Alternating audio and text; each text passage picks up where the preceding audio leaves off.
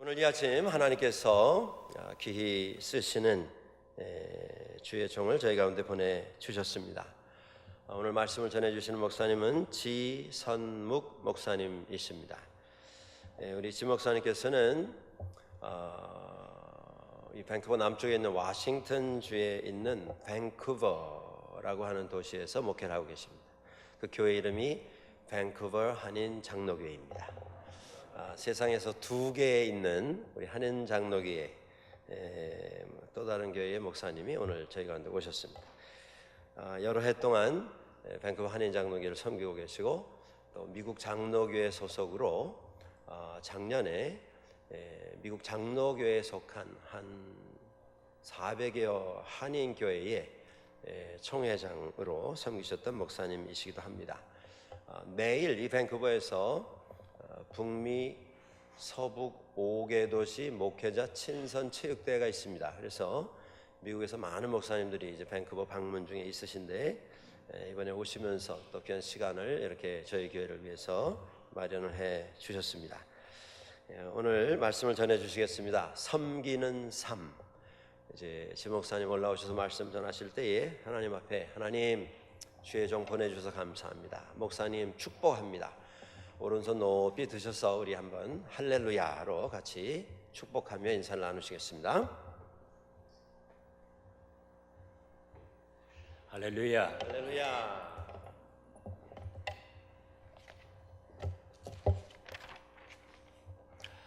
한 번쯤은 꼭 와보고 싶었던 교회입니다. 제가 섬기는 교회와 이름이 늘 꼭 같다는 것을 알고 있었습니다. 저희 교회는 미국 워싱턴 스테이트 남단에 있습니다. 정확한 위치는 오레곤 포틀랜드와 인접해 있는 그런 도시입니다. 이렇게 여러분과 함께 와서 특별히 일부 예배를 함께 드리게 돼서 대단히 기쁘고 감사합니다. 늘 캐나다에 있는 밴쿠버 한인 장로교회는 어떤 교회일까 이렇게 늘 궁금했는데 와서 보니 예배를 드리는 것이나 모든 분위기가 꼭 저희 교회에 와 있는 것 같습니다. 더 놀란 것은 들어오면서 교회 그 이름의 간판을 보니까 폰트까지 똑같습니다. 어떻게 이렇게 똑같을 수가 있을까 그렇게 생각이 들었습니다. 막상 와서 여러분을 뵙게 되고 함께 예배를 드리게 되니 역시 밴쿠버 한인 장로교회가 최고다 하는 그런 생각이 듭니다. 물론 다른 교회 가면 또 그 교회가 최고라고 합니다. 한국 캐톨릭의 강기룽 신부님이 한때에 그분의 수필에 보면 전라남도 강진이라는 곳에서 사목을 하셨답니다. 이게 어느 여름 무더운 날 1시간 동안 땀을 뻘뻘 흘리면서 강론을 하고 미사를 마친 다음에 신도들과 인사를 나누는데 허리가 잔뜩 굽고 나이가 많으신 할머니 한 분이 오시더니 신부님의 손을 꼭 잡고 그러는 겁니다. 신부님 힘드시지라우. 그래서 신부님이 속으로 그래도 내 힘든 걸 알아주는 분이 계시는구나 해서는 예 무척 힘이 듭니다 그렇게 대답을 했답니다. 그러자 할머니가 신부님에게 그러더랍니다. 그런 게 강론을 짧게 하셔이 그러더랍니다. 제가 주일 설교를 20분 하는데 그 글을 본 다음에 18분으로 줄여가고 있습니다. 제 삶의 모토가 지혜롭게 살자입니다. 그런데 그 지혜롭게 사는 것 중에 하나가 이렇게 주일 예배 특히 일찍이 나와서 일부 예배 드릴 때에 그 일부 예배 설교는 더 짧게 하는 것입니다. 하루는 어느 부인이 목사님을 찾아와서 그러더랍니다. 목사님 속상해 죽겠습니다.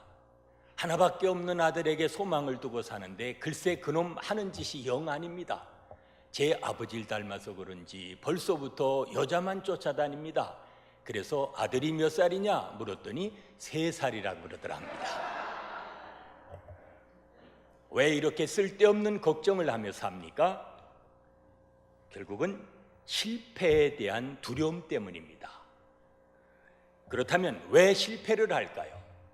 실패의 원인에는 3가지가 있다고 합니다. 첫째는 욕심 때문입니다. 실패했다 했을 때 가만히 보면 지나친 욕심이 있었습니다. 둘째는 목적이 분명치 않았기 때문입니다. 목적이 삶의 가치를 부여하는 것입니다.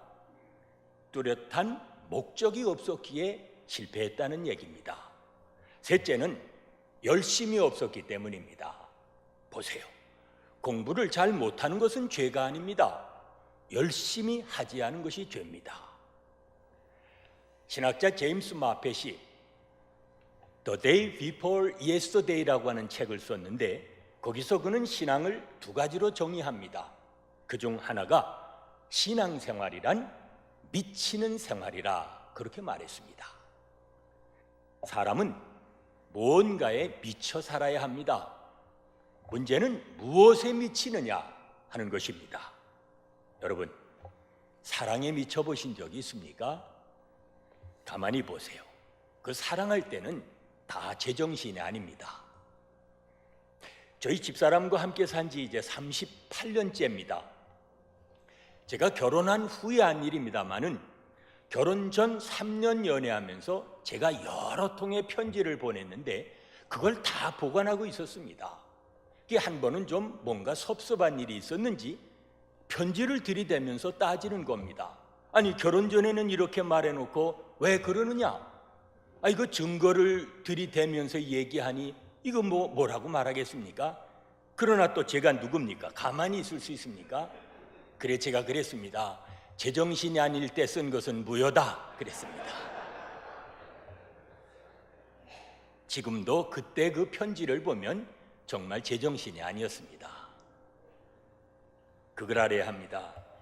그 무언가에 미쳐서 그로 인해서 즐거워했다면 그보다 더한 행복은 없습니다. 그런 의미에서 오늘 본문 가운데 11절은 우리에게 매우 귀중한 교훈을 줍니다. 부지런하여 게으르지 말고 열심을 품고 주를 섬기라. 헬라 원문의 뜻은 이렇습니다. 열심을 내어 부지런히 일하고 성령으로 뜨거워진 마음으로 주를 섬기라. 먼저 섬기라. 주께서 말씀하십니다. 인자가 온 것은 섬김을 받으려 함이 아니요 도리어 섬기려 하고 자기 목숨을 많은 사람의 대속물로 주려 함이라. 섬기려 하고 주려 함이라. 주님이 섬기러 오셨다면 우리 또한 섬김의 삶이 목적이 되어야 합니다. 왜 우리가 피곤해합니까? 왜 그렇게 원망이 많습니까? 받으려 하기 때문입니다. 바울이 스스로 종된 자라고 말한 것은 섬김의 삶을 목적으로 삼았기 때문입니다. 바울은 하나님의 나라를 위하여 섬김의 삶을 살아갔습니다. 그로 인해서 하나님의 나라가 확장됩니다. 둘째로 주를 섬기라.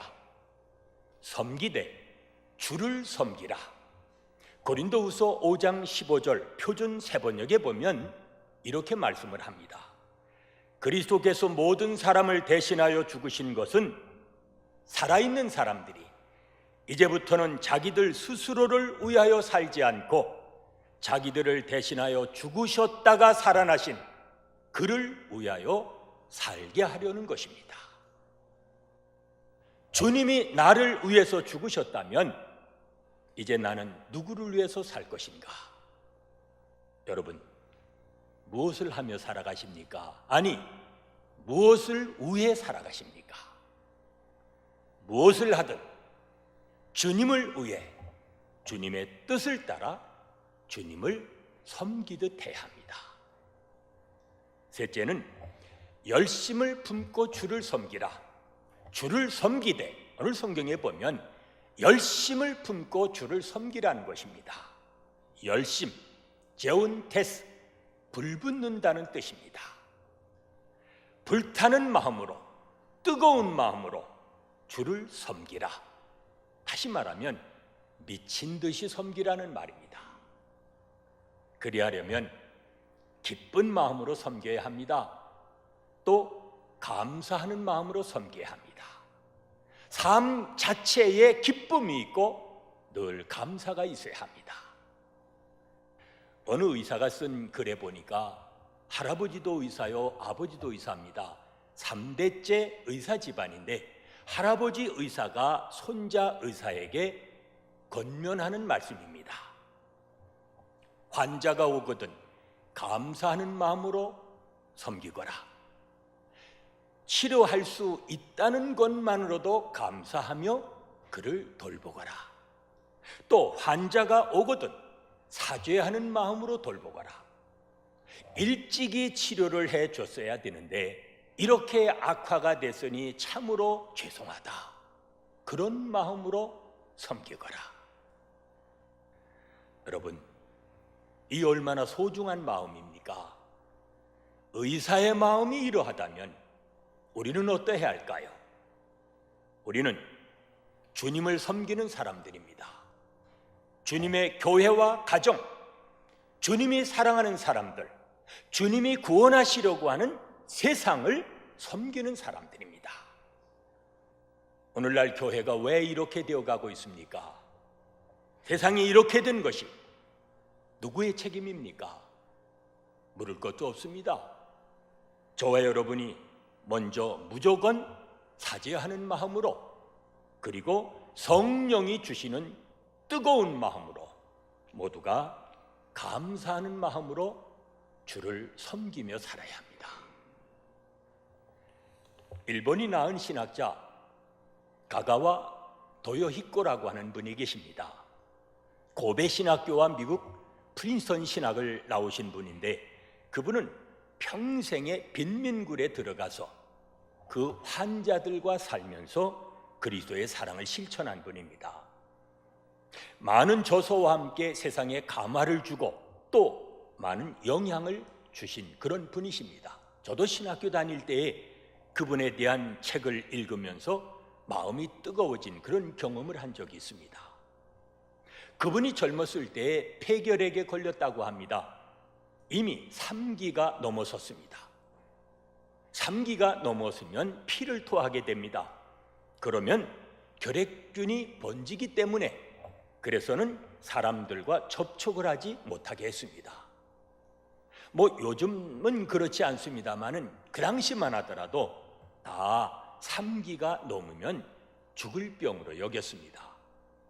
이제 나중엔 부모, 형제, 친척, 교인들까지 이제는 다 떠나가면서 고별 예배를 드립니다. 천국에서 만납시다. 그러고는 다 헤어집니다. 이때 홀로 남은 그분이 생각을 합니다. 내가 이대로 죽음을 기다려야 하는가? 남아있는 시간만이라도 소중히 여기자. 그래서 그분은 손수레 하나를 사서 모든 것을 정리하고 거기다가 간단한 짐을 싣고는 빈민굴에 들어갑니다. 그때부터 그는 환자들과 먹고 마시면서 함께 지냅니다. 자기 몸 하나 간수하기도 힘든 환자인데 다른 환자들을 돌보면서 살아가기 시작을 합니다. 열심히 섬김의 삶을 살았습니다. 어느 날 몸이 갑자기 뜨거워지면서 그분의 병이 나았다는 것입니다. 그 후 그분은 70이 넘도록 그 빈민굴에서 환자들을 돌보며 남은 생애를 살았다는 것입니다. 여러분은 앞으로 어떤 삶을 살아가기 원하십니까? 지금까지 어떻게 살아왔든 이제는 생의 목적을 달리해야 합니다.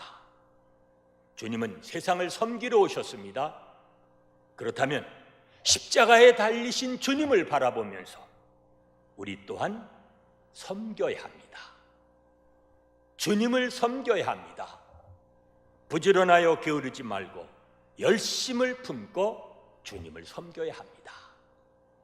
무슨 일을 하든 죽게 하든 기쁜 마음으로 감사하는 마음으로 섬김의 삶을 살아야 합니다.